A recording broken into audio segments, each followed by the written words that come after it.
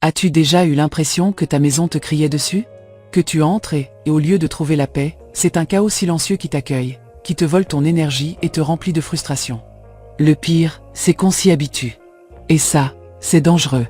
Parce qu'on normalise le fait de vivre parmi des tas de choses, avec des objets hors de leur place et une maison qui ne ressemble plus à un foyer. Aujourd'hui, je veux te donner 10 habitudes simples qui peuvent transformer ton espace et te rendre cette sensation d'harmonie. Ce n'est pas de la magie. Ce sont des coutumes que de nombreuses cultures à travers le monde pratiquent, et que tu peux commencer dès aujourd'hui. Numéro 1. Au Japon, par exemple, les gens n'accumulent pas d'objets inutiles.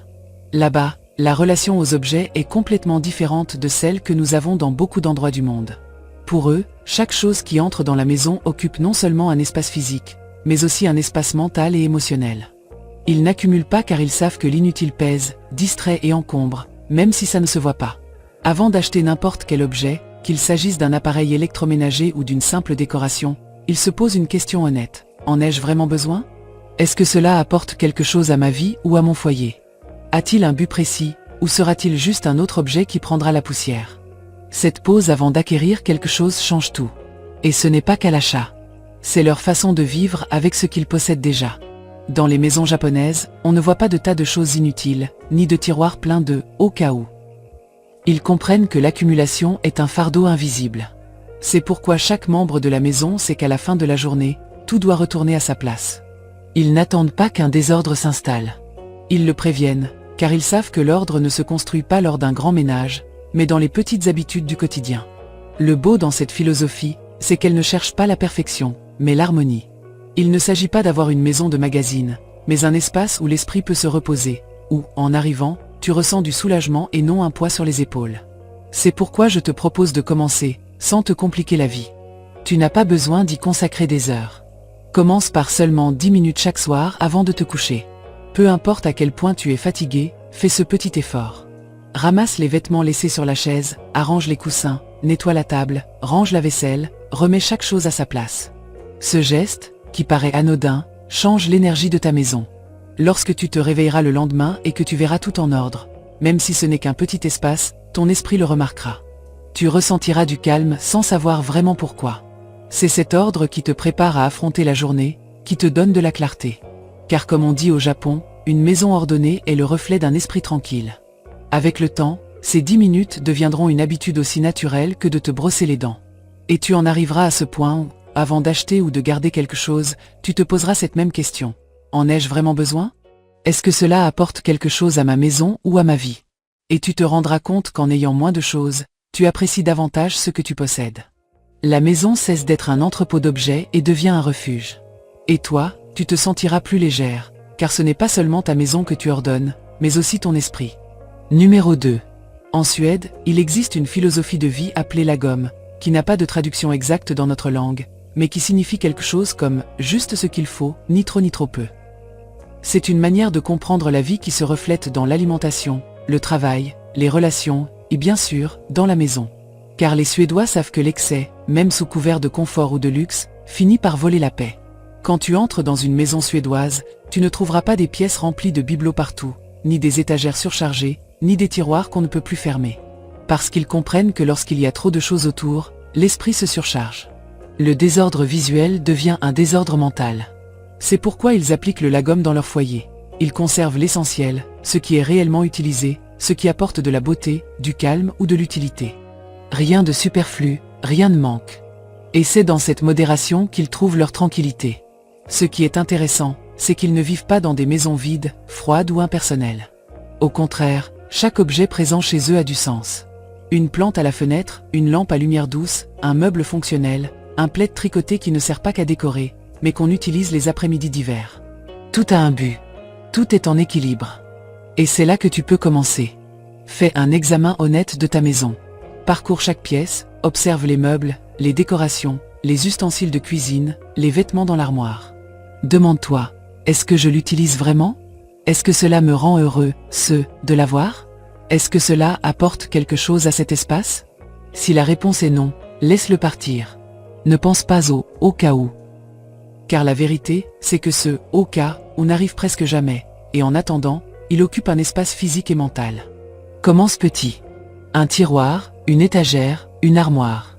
Tu verras qu'en libérant de l'espace, tu ressens du soulagement. C'est comme si tu respirais mieux. Lorsque ton foyer ne conserve que ce dont tu as vraiment besoin et ce que tu aimes, l'énergie change. Les lieux deviennent plus légers, plus sereins, et toi aussi. Rappelle-toi, tu n'as pas besoin de vivre avec le strict minimum ni de transformer ta maison en photo de magazine minimaliste. Pratique simplement le lagom. Garde ce qu'il faut. Ni trop, ni trop peu. Ce qu'il faut pour vivre en équilibre, pour que ta maison soit cet endroit où le regard se repose, le corps se détend et l'esprit s'apaise sans effort.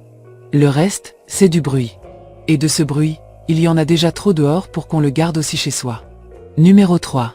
En Corée du Sud, il existe une coutume profondément ancrée qui va bien au-delà de la simple hygiène. En arrivant à la maison, tout le monde, sans exception, enlève ses chaussures avant d'entrer. Ce n'est pas seulement pour éviter de salir les sols.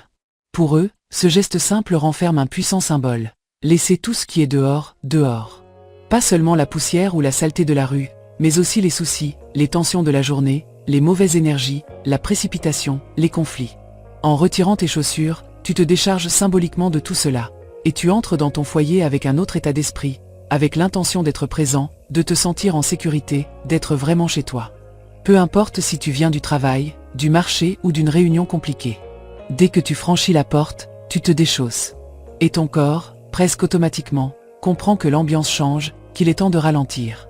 Dans de nombreux foyers coréens, il y a, juste à l'entrée, un petit espace appelé Yangwan, une sorte de vestibule où l'on laisse ses chaussures et où l'on enfile des chaussons propres et doux pour marcher à l'intérieur. Ce n'est pas un hasard. Changer de chaussures signifie aussi changer d'attitude, de rythme, d'énergie. Imagine ce que cela peut faire pour toi et ton foyer. Combien de fois rentres-tu épuisé, la tête pleine de choses, les pieds douloureux, 1000 pensées qui tournent dans ta tête. Et sans t'en rendre compte, tu franchis la porte de chez toi en emportant tout ça et tu le laisses se répandre dans l'atmosphère. Tu commences à marcher dans la maison en portant avec toi le stress, la précipitation, le bruit de la rue. Ta maison devrait être ton refuge, pas une prolongation du chaos que tu transportes. C'est pourquoi je t'invite à essayer cette habitude. Peu importe si dans ta culture cela ne se fait pas ou si tu ne l'as jamais fait auparavant. Il s'agit de créer un petit rituel personnel. Place près de la porte un tapis propre ou un joli plateau où poser tes chaussures. Si possible, procure-toi des chaussons doux ou des chaussettes confortables réservées à la maison. Qu'ils soient à toi, qu'ils te plaisent, qu'ils te fassent du bien. En rentrant chez toi, fais-le en pleine conscience. Ne te précipite pas. Arrête-toi un instant. Enlève tes chaussures. Et à cet instant même, libère mentalement les choses de la journée. Ce qui s'est passé dehors reste dehors. Fais de ce petit moment ta transition. Ton souffle. Avec le temps, tu remarqueras que sans t'en rendre compte, tu commenceras à entrer chez toi autrement. Plus légère, plus sereine. Et l'atmosphère de ton foyer changera aussi. Elle paraîtra plus propre, non seulement physiquement, mais aussi émotionnellement. Les maisons gardent les énergies qu'on y laisse. Si tu arrives et que tu déposes tes tensions avec tes chaussures à l'entrée, ce petit geste, répété chaque jour, transforme tout. Tu peux même en faire une habitude familiale.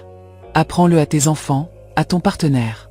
Fais de ce moment un instant qui les reconnecte avec la paix d'être à la maison. Et tu verras que même la manière de vivre ensemble changera.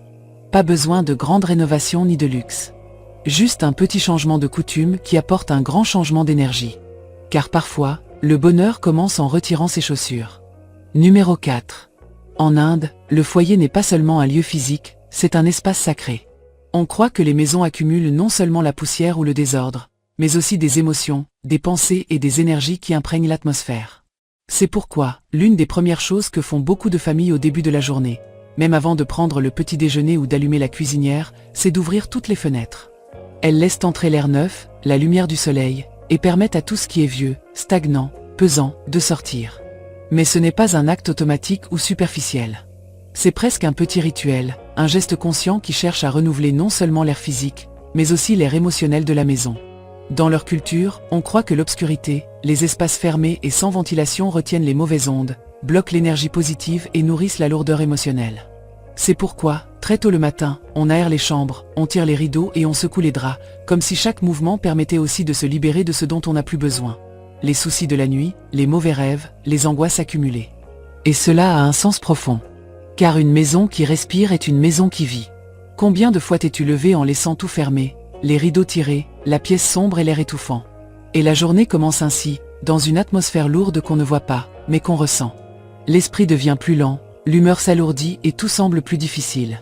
Si on y pense, rien n'est plus naturel et ancien que de laisser entrer le soleil, de permettre à l'air frais de traverser les pièces, que la brise fasse bouger les rideaux et renouvelle l'atmosphère. Et pas seulement pour éliminer les odeurs ou rafraîchir. C'est pour changer l'énergie de la maison. En Inde, on croit que la lumière naturelle a un pouvoir purificateur, que les premières heures du matin portent une énergie propre, sereine, et qu'ouvrir les fenêtres permet à cette énergie de pénétrer et de parcourir chaque recoin. Fais l'essai. Dès que tu te lèves, avant de regarder ton téléphone, avant de penser à tes tâches, ouvre les fenêtres. Respire cet air neuf. Secoue les draps comme si tu pouvais te libérer de tout ce qui t'a troublé dans la nuit. Laisse la lumière envahir la pièce. C'est un geste simple, gratuit et puissant. Tu verras comment la sensation de l'espace change. Comment la maison paraît plus vivante, plus légère. Fais-en une habitude. Même si tu es pressé, consacre ces 2 minutes. Ne le fais pas seulement quand il fait beau. Même les jours nuageux ou froids, ouvrir les fenêtres un moment fait la différence. Tu n'imagines pas toute l'énergie stagnante qui s'accumule dans un espace clos. Si tu as des enfants, apprends-leur à le faire. Si tu vis avec ton partenaire, parle-lui de ça. Si tu es seul, savoure-le comme ton petit rituel de bienvenue au jour. Et petit à petit, non seulement la maison semblera différente, mais toi aussi. Car lorsque ton foyer respire, toi aussi tu respires mieux. Numéro 5. Dans les pays nordiques Suède, Norvège, Danemark, Finlande où les hivers sont longs, froids et sombres, ils ont compris depuis des siècles que la chaleur d'un foyer ne dépend ni de sa taille, ni de ses meubles, ni des objets qu'il contient, mais de l'atmosphère qu'on y crée. Et l'un de leurs secrets les plus beaux, simples et oubliés de beaucoup d'entre nous, c'est le rituel d'allumer des bougies. Pas pour un dîner élégant, ni pour un anniversaire, ni parce qu'il y a des invités, mais simplement parce que la lumière chaleureuse d'une bougie change la vibration de n'importe quel espace. Peu importe qu'il fasse froid dehors, que la journée ait été grise, ou que tu te sentes éteinte. Dans ces pays, il suffit d'allumer une bougie sur la table, près du canapé, dans la cuisine pendant qu'on prépare le dîner, ou dans la salle de bain au moment de prendre une douche. Une petite flamme au milieu du quotidien. Et soudain, tout se ressent autrement. La lumière douce commence à apaiser les pensées, à envelopper la maison d'un calme discret qu'on n'obtient pas avec des lampes froides ou des plafonniers. C'est une façon de te rappeler que ton foyer doit t'envelopper, pas seulement t'abriter. Et vois-tu, ce n'est pas parce qu'ils n'ont pas de soucis là-bas. Eux aussi font face à des problèmes, du stress, de longues journées. Mais ils ont appris que l'atmosphère qu'on crée chez soi influence directement la manière dont on dort, dont on dîne, dont on converse, dont on respire. C'est pourquoi ils pratiquent le hygge, une philosophie danoise qui ne se traduit pas vraiment dans une autre langue, mais qu'on pourrait expliquer comme l'art de créer des instants chaleureux et agréables, même dans le quotidien. Il n'est pas nécessaire de dépenser de l'argent. Tu n'as pas besoin des bougies les plus chères, ni de décorer comme dans un magazine. Il suffit d'une simple bougie, d'un petit coin et de la décision de t'accorder un moment pour toi. Peut-être qu'en rentrant chez toi, pendant que tu prépares à manger, tu allumes une bougie. Tu mets une musique douce, quelque chose d'instrumental, ou une chanson qui te rappelle des journées paisibles. Peut-être qu'en lisant avant de dormir, tu laisses une bougie allumée près de toi, sa lumière dansant dans l'obscurité. Tu verras comme l'ambiance devient plus intime, plus douce, comme si le temps ralentissait. Fais-en une habitude. N'attends pas que quelqu'un vienne les allumer pour toi. Ne pense pas que c'est trop sentimental ou inutile. Allumer une bougie chez toi, c'est une façon subtile de te dire à toi-même « Je mérite de vivre joliment, ici et maintenant. Même si je suis seul, même si c'est mardi, même s'il y a du désordre dans la cuisine. Car au milieu du chaos, tu peux créer des instants de refuge. Et je t'assure que l'énergie de ta maison changera. Elle commencera à ressembler à un véritable espace de repos, où ton esprit et ton corps pourront se relâcher dans le calme. Parce qu'un foyer organisé, ce n'est pas seulement celui qui est propre, c'est celui qui sait s'offrir de simples moments de beauté et de sérénité. Alors ce soir, ne réfléchis pas trop. Éteins la lumière, allume une bougie et reste un moment avec cette lumière tiède et silencieuse. Écoute comment ta maison respire à cet instant. Et rends-toi compte à quel point tu en avais besoin. Numéro 6. Au Vietnam, la cuisine est le cœur de la maison. Non seulement parce qu'on y prépare les repas, mais parce qu'on croit que l'énergie qui circule dans cet espace se transmet à toute la maison, et surtout, à ceux qui partageront ce repas. Pour eux, cuisiner n'est pas simplement un acte mécanique pour préparer à manger, c'est un petit rituel quotidien qui doit se faire avec respect, ordre et attention. C'est pourquoi, avant de couper le moindre légume ou d'allumer le feu, ils s'assurent de nettoyer la cuisine, de ranger les ustensiles, de dégager les surfaces et de placer chaque ingrédient à sa place. On dit qu'une cuisine en désordre est le reflet d'un esprit dispersé. Et que si tu cuisines au milieu de vaisselle sale, de restes anciens, de récipients mal rangés et de taches sur la table, tout ce désordre se transforme en une énergie lourde qui finit inévitablement dans la nourriture et chez ceux qui la consomment. Peu importe si tu cuisines pour une grande famille ou juste pour toi. L'intention avec laquelle tu prépares les aliments reste là, dans cette assiette que tu apportes ensuite à table. Et ce n'est pas une superstition, c'est du bon sens déguisé en sagesse ancestrale. Combien de fois as-tu cuisiné à la hâte, sans nettoyer avant, avec de la vaisselle sale dans l'évier, cherchant la cuillère parmi des choses qui ne devraient pas être là? Et comment t'es-tu senti en mangeant ce repas? Peut-être que tu n'y as pas pensé, mais tout ce désordre reste dans l'ambiance et dans l'humeur. C'est pourquoi, dans les foyers vietnamiens, avant de commencer, on nettoie. Pas un nettoyage de magazine, mais celui nécessaire pour redonner de l'ordre et de l'équilibre à l'espace. On lave les plats restants, on nettoie les surfaces, on range les couteaux, on sort les ingrédients et on les dispose à vue, comme une façon de reprendre le contrôle du moment. Et alors seulement, on cuisine. Fais l'essai. Avant de préparer le petit déjeuner, même si tu es pressé. Avant de faire le déjeuner ou le dîner, même si c'est quelque chose de rapide. Consacre quelques minutes à nettoyer ton espace de travail. Balaie les miettes, essuie les tables, range ce qui est hors de place, lave la vaisselle en attente, prépare les ustensiles dont tu vas avoir besoin et dispose les ingrédients en ordre. Rien que cela. Tu verras comme tout change. Comme tu cuisines plus calmement, comme tu ressens qu'il y a plus d'espace, comme même les odeurs semblent plus propres, plus vives. Et le goût change aussi. Car cuisiner dans l'ordre, c'est cuisiner avec intention. C'est transformer cet acte qui nous paraît parfois lourd ou routinier en un petit moment de soin, pour toi et pour les tiens. Au Vietnam, on croit que si l'espace est propre et que l'énergie circule, la nourriture nourrit non seulement le corps, mais aussi l'esprit. Si tu vis avec d'autres personnes, tu peux leur apprendre à le faire. Que chacun veille à laisser propre après avoir utilisé quelque chose. Que la cuisine ne soit pas une zone de chaos permanent. Et si tu vis seul, fais-le pour toi. Parce que tu mérites de cuisiner dans un espace qui te fait te sentir tranquille et en contrôle. Fais-en une petite habitude, mais puissante. Car il ne s'agit pas d'avoir la cuisine impeccable en permanence, mais de préparer cet espace avant de nourrir ton corps. Car si tu y réfléchis, ce qui entre en toi porte aussi l'énergie de la manière dont cela a été préparé. Et tu mérites de manger des choses faites dans le calme, dans un espace ordonné, avec des mains qui savent prendre un moment pour respirer avant de créer. Numéro 7. Au Maroc, le vendredi n'est pas un jour comme les autres. C'est un jour sacré, un jour de prière, de retrouvailles, de renouveau spirituel, et aussi de grand ménage. Dès le matin, les maisons s'éveillent différemment. Les femmes ouvrent les fenêtres, secouent les tapis, balaient les patios, lavent les rideaux, nettoient les coins, et les hommes participent aussi. Les enfants aident. Chacun a sa tâche. Et cela ne se fait pas à contre-cœur, mais avec intention, comme un acte qui purifie non seulement la maison, mais aussi l'air que l'on y respire. On n'attend pas d'avoir le temps. On ne remet pas à « quand on pourra ». Le vendredi est réservé pour cela. C'est une vieille coutume qui se transmet de génération en génération. Et ce n'est pas seulement pour que la maison soit jolie, mais parce qu'on croit fermement qu'une maison propre éloigne les mauvaises énergies, clarifie l'esprit et permet d'accueillir plus sereinement ce qui viendra dans les jours suivants. Ce n'est pas un nettoyage rapide. C'est en profondeur. On soulève les coussins, on lave les nappes, on époussette les meubles, on balaie les coins qu'on a oubliés dans la semaine. Tout est aéré, réorganisé, renouvelé. On change même les fleurs ou on allume de l'encens, car il ne s'agit pas seulement de se débarrasser de la poussière, mais de transformer l'ambiance entière. Imagine adopter cela chez toi. Choisir un jour fixe par semaine, que ce soit le vendredi ou un autre jour, et le transformer en ton rituel de grand nettoyage. Pas comme une punition, ni comme une corvée, mais comme un moment où tous ceux qui vivent dans cet espace collaborent. Que les enfants apprennent à ranger leur chambre, que ton partenaire s'occupe d'épousseter, que toi tu nettoies ce tiroir que tu repousses depuis des jours. Que chacun prenne soin de son coin. Tu peux mettre de la musique, préparer quelque chose de bon pour plus tard, faire en sorte que cela ne ressemble pas à une corvée, mais à un moment de partage et de soins communs. Parce qu'un foyer ne se maintient pas par une seule personne, il tient grâce à tous ceux qui l'habitent. Et quand tout le monde collabore, l'énergie change. Tu verras comment cette maison, qui en semaine se remplit de papier, d'objets, de vêtements mal rangés et de poussière invisible, se ressentira différemment après cette journée. Plus légère, plus respirable, plus vivante. Tu dormiras mieux, tu te déplaceras mieux, et tu remarqueras même que les conversations changent lorsque l'environnement est propre et ordonné. De plus, avoir ce jour fixe évite que la saleté ne s'accumule au point de devenir une tâche titanesque. Tout reste plus gérable. Et sans t'en rendre compte, tu commenceras à créer une habitude qui éduque tout le monde.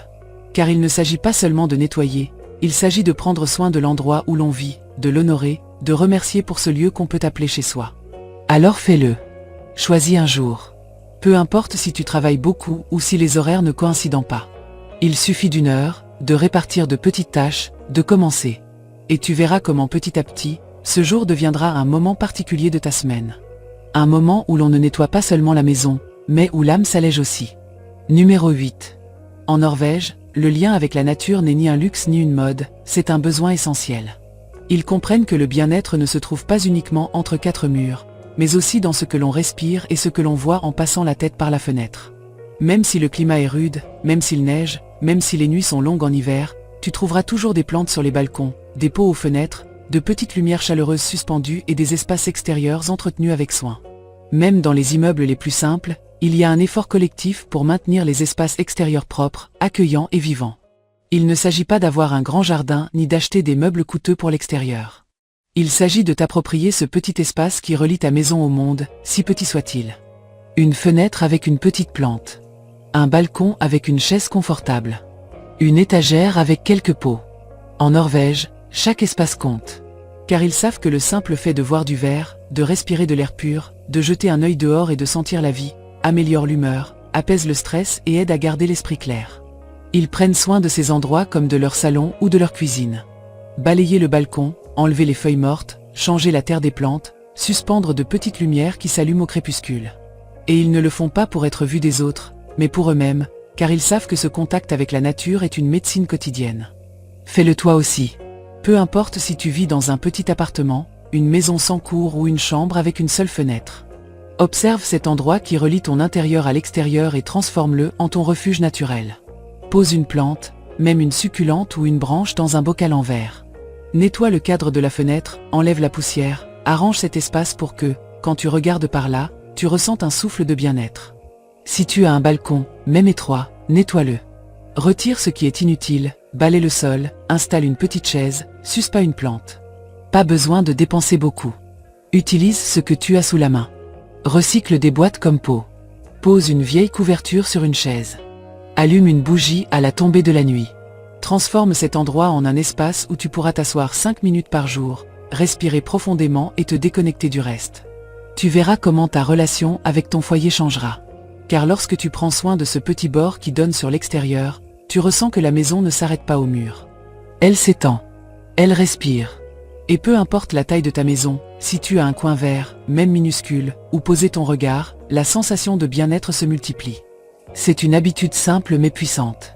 Comme on dit en Norvège, il n'existe pas de mauvais temps, seulement de mauvaises excuses pour ne pas en profiter. Alors commence. Transforme ta fenêtre, ton balcon ou ta terrasse en un refuge pour toi. Et tu découvriras que cet endroit deviendra ton échappatoire, ton souffle, ton rappel quotidien que la beauté et la sérénité naissent aussi dans les choses simples. Numéro 9. En Turquie, la coutume de nettoyer et de ranger avant de quitter la maison est bien plus qu'une simple routine domestique. C'est une expression profonde de respect pour son foyer et pour soi-même. Pour eux, la maison est un refuge sacré, un espace qui doit toujours être prêt à accueillir ceux qui y vivent, mais aussi ceux qui pourraient arriver à l'improviste. Partir sans laisser l'endroit en ordre est considéré comme un manque d'attention, une façon d'abandonner l'espace à son sort, comme si l'énergie qui l'habite pouvait se perdre ou se salir en l'absence de ses occupants. Cette pratique n'est pas réservée aux longs voyages ou aux absences prolongées. Même si quelqu'un ne sort que pour quelques heures, avant de fermer la porte, il prend un moment pour ranger ce qui traîne, essuyer les surfaces, ranger les ustensiles, plier les couvertures ou les vêtements, passer un chiffon si nécessaire. C'est une façon de laisser le foyer en paix, pour que le retour ne soit ni un choc visuel ni émotionnel. Mais cette habitude va bien au-delà du nettoyage physique. C'est une manière de préparer l'espace pour le retour, pour que rentrer chez soi soit un acte agréable, une invitation à la tranquillité et non une source de stress ou de frustration. En Turquie, on croit qu'un retour dans une maison ordonnée aide aussi l'esprit à se calmer, le corps à mieux se reposer et l'ambiance générale à conserver une énergie positive, prête à accueillir. Imagine-toi appliquer cela dans ton quotidien. Avant de sortir, même juste pour aller au marché, chercher les enfants ou faire un tour rapide, prends 5 ou 10 minutes pour remettre les choses à leur place. Pas besoin de faire un ménage complet, juste ranger ce qui traîne, nettoyer une tâche, sortir la poubelle si nécessaire. Fais-le comme un petit rituel qui te prépare à revenir dans un espace en harmonie et en paix. Cette habitude a un double effet. En rangeant, tu te reconnectes aussi à ton foyer, à l'espace que tu habites, et tu prends conscience de la façon dont tu souhaites qu'il soit lorsque tu y reviendras. Ce n'est plus simplement un endroit qui existe, mais un lieu que tu soignes et que tu honores. Cette attention crée un lien fort avec ton environnement, et à long terme, te fait te sentir plus maîtresse et plus en paix dans ta propre maison. De plus, si tu vis avec ta famille ou des colocataires, tu peux les inviter à adopter cette pratique. Que chacun soit responsable de son espace avant de sortir, afin que tout le monde puisse profiter, en rentrant, d'un environnement propre et accueillant. Ainsi, la maison cesse d'être un poids ou un chaos qui surgit au retour, et devient un refuge qui réconforte et apaise. Tu verras qu'au fil du temps, cette simple habitude transformera l'énergie de ta maison et la manière dont tu t'y relis. Rentrer chez soi sera comme entrer dans une étreinte, dans un espace pensé pour toi et pour ton repos. Car après tout, la maison n'est pas seulement l'endroit où l'on vit, c'est l'endroit où l'on recharge ses forces. Et tu mérites que cet endroit t'accueille toujours dans la paix. Numéro 10. Au Danemark, le hygge est bien plus qu'un mot ou une mode passagère. C'est une véritable philosophie de vie qui place le bien-être émotionnel et la connexion au moment présent au cœur de l'existence, à travers de petits instants qui nourrissent l'âme. Pour les Danois, créer le hygge chez soi signifie aménager des espaces et des routines qui invitent au calme, à la simplicité et au bonheur partagé, sans nécessiter de grands luxes ni de complications. Le hygge peut se manifester dans des gestes aussi simples que préparer une tasse de thé chaud, allumer quelques bougies qui emplissent la pièce d'une lumière douce et chaleureuse, s'envelopper dans un plaid moelleux et douillet, ou choisir un coin de la maison pour lire un livre, écouter de la musique apaisante ou simplement contempler l'instant présent. Peu importe si la journée a été difficile ou agitée, ces petits actes sont comme une ancre qui te ramène à toi, qui t'apaise et te permet de respirer profondément. L'essentiel du hygge est de créer un refuge émotionnel au sein de ton foyer. Un lieu où les préoccupations s'atténuent et où l'esprit se détend. Un espace qui t'accueille avec tendresse et t'offre un répit face au rythme effréné du monde extérieur. Au Danemark, on considère qu'il est fondamental que chacun puisse trouver son propre hygge, ce petit coin ou cette activité qui lui apporte paix et joie. Toi aussi, tu peux adopter cette belle coutume. Il n'est pas nécessaire de transformer toute ta maison ni de faire de grandes dépenses. Il s'agit simplement d'être intentionnel avec les détails, de donner de la valeur à ces petits moments que l'on néglige trop souvent. Cela peut être d'allumer une bougie parfumée pendant que tu ranges la cuisine, de mettre une musique douce lorsque tu t'installes pour te reposer, de toujours garder un plaid chaud à portée de main pour les après-midi lectures, ou de décorer un coin avec des coussins et des plantes pour en faire ton espace de tranquillité. De plus, le hygge invite au partage. Au Danemark, il est courant que famille et amis se réunissent autour d'une table avec des plats simples, profitent d'une conversation sans se presser et s'offrent du temps de qualité. Créer du hygge chez soi, c'est aussi ouvrir cet espace aux personnes que l'on aime, pour bâtir ensemble des souvenirs chaleureux et durables. Pratiquer le hygge transforme la manière dont on voit et dont on vit sa maison. Elle cesse d'être un simple lieu de tâches à accomplir pour devenir un sanctuaire de bien-être, où l'on trouve de la joie dans le quotidien et du réconfort dans les détails les plus simples. Peu importe la taille de ton logement, qu'il soit grand ou petit, bien rangé ou encore en cours d'organisation, le hygge est cette magie que l'on peut créer n'importe où avec un peu d'intention et beaucoup de tendresse. Alors aujourd'hui, fais de ta maison un refuge qui t'apaise et te redonne le sourire. Cherche ton hygge personnel, ce plaid, cette lumière, ce coin qui t'enlace et te rappelle que tu mérites des moments de paix et de bonheur au quotidien. Car vivre dans un foyer organisé et heureux n'est pas un rêve lointain, c'est une pratique quotidienne qui commence par de petits gestes capables de tout transformer. Ta maison n'est pas simplement l'endroit où tu passes tes journées, c'est le miroir qui reflète ton état intérieur, cet espace tangible qui parle de ton calme, de ton ordre et de ton amour-propre. Lorsque tu entres dans une maison en désordre, pleine de choses hors de leur place, de bruits désagréables ou de coins chaotiques, ton esprit et ton corps le ressentent immédiatement. Le stress, l'anxiété et la fatigue peuvent s'installer sans que tu t'en rendes compte, car l'environnement influence profondément ton bien-être émotionnel. Ne laisse pas le désordre devenir la norme, ni cette sensation de chaos te voler la paix que tu mérites. On pense souvent que pour avoir une maison heureuse, il faut beaucoup d'argent ou de temps, mais la vérité, c'est que ces changements commencent par des habitudes simples et accessibles à tous. Elles ne demandent ni grands investissements ni rénovations coûteuses. Elles nécessitent seulement ta volonté et ta décision ferme de vouloir améliorer ta vie de l'intérieur vers l'extérieur. Ces petites habitudes que je t'ai partagées, inspirées de cultures lointaines et ancestrales, sont de puissants outils pour transformer ton environnement et en même temps, ton humeur. Consacrer quelques minutes par jour à ranger, choisir ce que tu veux conserver, nettoyer avec intention, ouvrir les fenêtres pour laisser entrer l'air frais, allumer une bougie, prendre soin d'un coin végétal, préparer l'espace avant de sortir, et créer des moments de calme chez toi sont des gestes qui, mis bout à bout, provoquent un changement profond. Commence aujourd'hui, sans excuse. Peu importe la taille de ta maison ni tes circonstances, ce qui compte, c'est le pas que tu fais maintenant. Quand ton foyer redevient un refuge, un endroit où tu as envie d'être, tout dans ta vie commence à mieux circuler. Tu dors plus paisiblement, tu penses plus clairement, tu te sens plus heureux. Et tu trouves l'énergie pour avancer. Fais de ta maison un espace qui t'invite à respirer, à te reposer et à te reconnecter à toi-même. Un lieu qui t'enlace et te fasse sentir que tout est à sa place, y compris toi. Car vivre dans un foyer organisé et heureux n'est pas un luxe, c'est un droit et un besoin que tu peux bâtir de tes propres mains, avec amour et constance. Commence aujourd'hui. Ton bien-être t'attend juste à la porte de chez toi.